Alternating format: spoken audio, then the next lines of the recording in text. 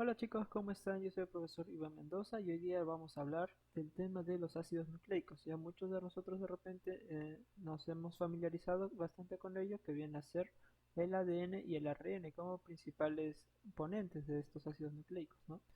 Bien, estos ARN y ADN vienen a ser estructuras poliméricas. Ya vimos en el tema de las proteínas lo que vienen a ser los polímeros, los cuales van a ser constituidos por bastantes monómeros, ¿no?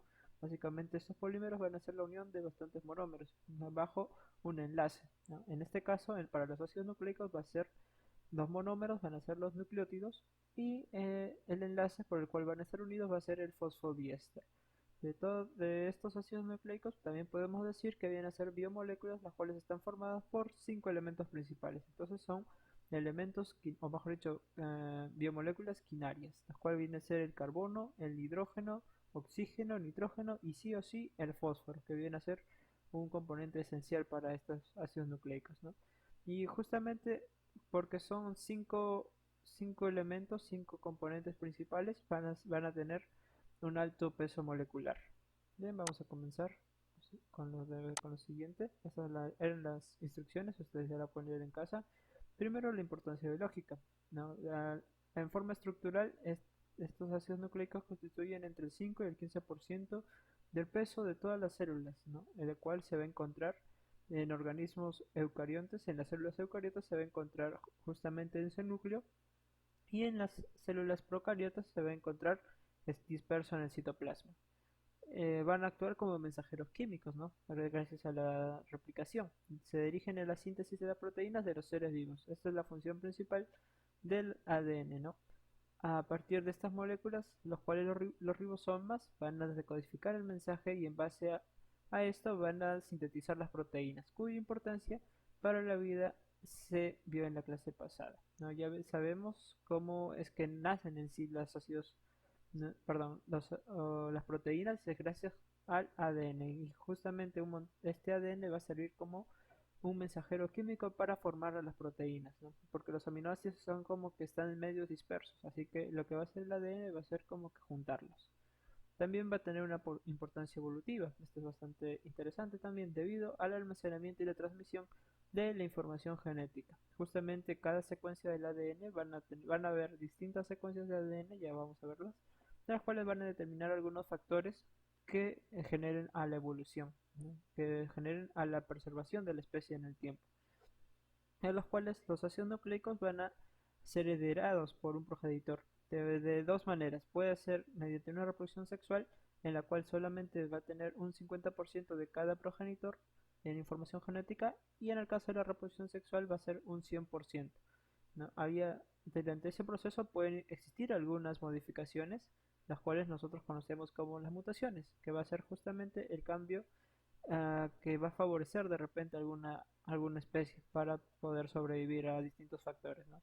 En este caso, bastante interesante, y Darwin dijo que la evolución era como una descendencia con modificación, ¿no? Entonces, con esta idea, Darwin pudo sentar su origen de las especies, ¿no? Que nosotros venimos de un ancestro en común, y justamente gracias a la evolución, a la selección natural, también pudimos ir a- acomodándonos a los cambios de la naturaleza para llegar a lo que estamos siendo ahora, ¿no? Bien, ¿qué más tenemos acá? Es importante estudiar la estructura misma del ADN y el ARN de estos ácidos nucleicos, debido a que ya dijimos que son polímeros de nucleótidos, o sea, son polinucleótidos, se puede decir.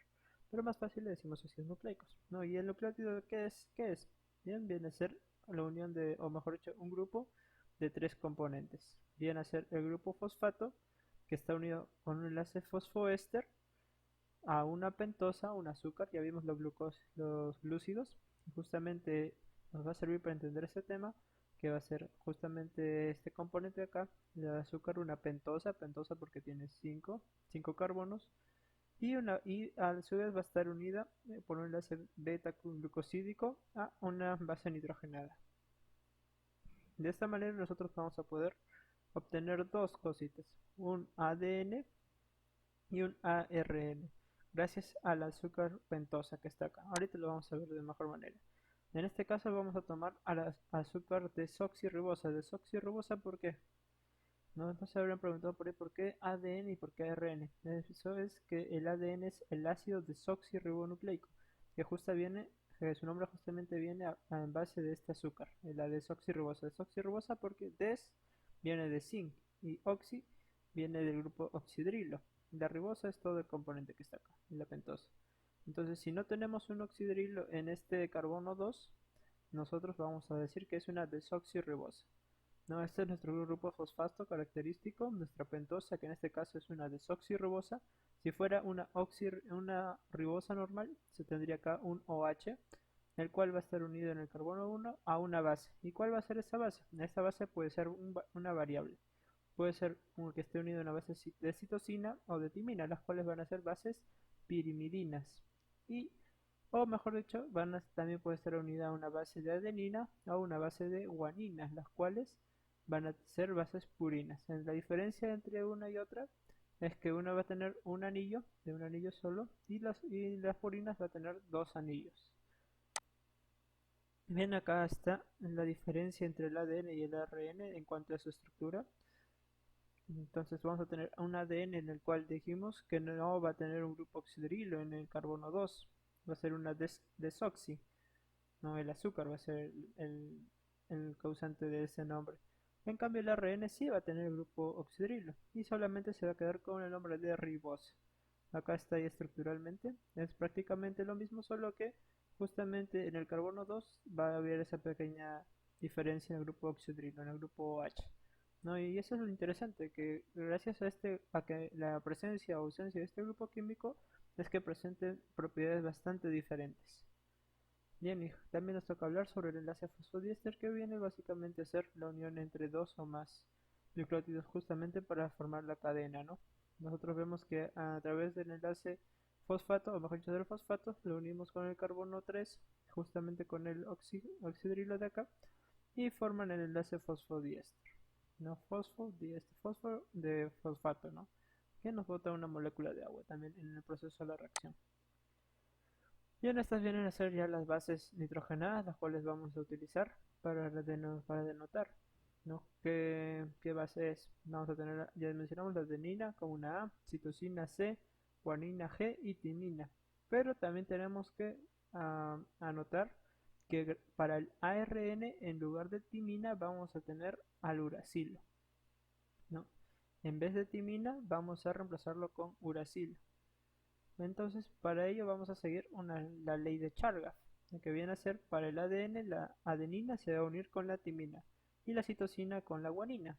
Pero para el ARN la adenina se va a unir al uracilo y la citosina se va a unir a la guanina. No, ahí cambiamos, en vez de timina cambiamos a uracilo. Bien, esas son algunas características hasta que tomarlo en cuenta porque más adelante también vamos a ver el tema de replicación celular o reproducción celular. Bien, ahora vamos a hablar un poco más a fondo acerca del ácido desoxirribonucleico. Algunas funciones que cumplen va a ser la más evidente es gracias a proveer la información genética, lo cual nos va a determinar nosotros, ¿no? Cada uno de nosotros somos producto de una secuenciación de ADN diferente, ¿no? Que viene a ser de nuestros padres y esa información fue heredada a través de sus padres por sus abuelos y sus abuelos a sus bisabuelos y así, etcétera, etcétera, etcétera. Bien, entonces estaríamos hablando en sí de una función importante que viene a ser la replicación, lo cual indica la capacidad de hacer copias de uno mismo, ¿no? Y justamente la información que se transfiere va a ir de generación en generación a través de las células hijas. ¿Qué más va a ser de importancia? Va a tener la codificación. Justamente existen las proteínas para específicas para la codificación también específica de cada ADN, ¿no? Que se sintetiza en el núcleo.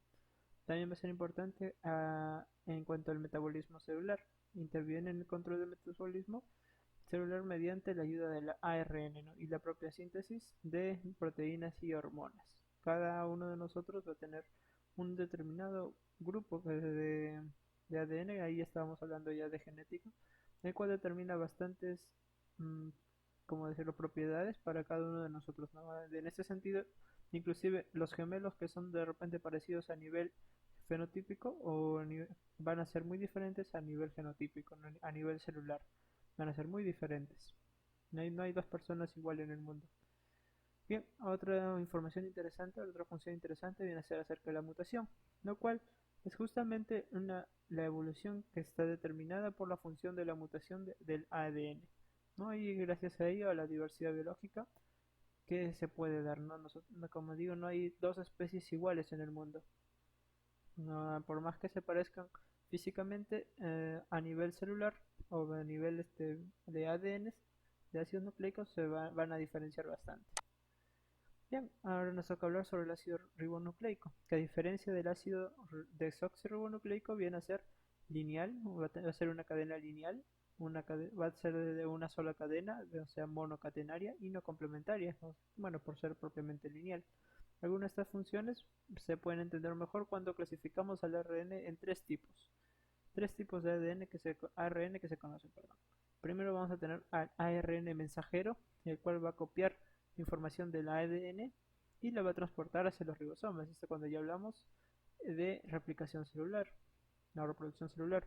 Este mismo ARN mensajero se va a asociar a proteínas, las cuales van a estar dentro de los ribosomas. Esto es muy importante, por eso se le va a llamar ARN ribosómico o ARNR, ¿no?